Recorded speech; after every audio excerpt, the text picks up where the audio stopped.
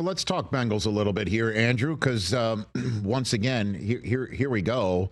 Even though they got T. Higgins done and they got Jamar Chase done, and that's great for Burrow, but we all know they're not done.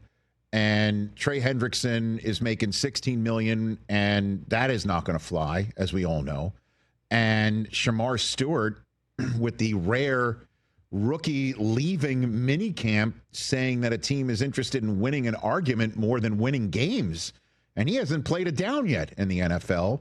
Do you think the Bengals are going to work this thing out in time for the season? Are you confident in that, Andrew? Well, here's the positive if you're a Cincinnati Bengal. And, I think we've been trying to figure out ways to make it a positive situation for a long time when it comes to just how that organization sometimes takes care of these situations. They've been playing really good football and been a team that's competing to go to the playoffs, even gotten to a Super Bowl. And they've only ever had to do anything other than just get in the top 20 defenses in the NFL, because they've been really bad on defense last year and the year before. They struggled. And offensively, they're so freaking good. They're still a really good football team. So their positive is that. Their negative is here we go again. It's the same story. There's a disgruntled player, a guy who's upset with their contract, maybe a young player here that now it's a principal thing with the organization.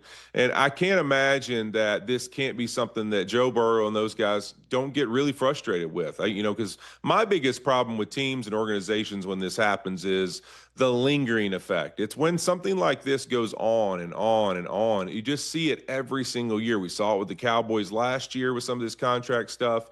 It just seems to be something that kind of erodes a little bit of who they are and the nature, the culture of their team a little bit. When they finally get everything done, it's almost like that entire time of all that frustration has taken away from who they are on the football field, which is the worst part. And it just seems like Cincinnati, it's never just about, hey, how do we win games? Like I always used to say this when I was in Cincinnati in 2011 to 15, we went to the playoffs 5 times in a row, and we had a really young nucleus. It was like, man, we were right there. We never could win that playoff game, but you'd always say, well, what was the commitment that you'd see from them to do that little thing that might get you over the edge? And that was always the frustration. Like, why wouldn't we go sign one big free agent or make one big trade to just get us over the edge and have that full commitment from the organization?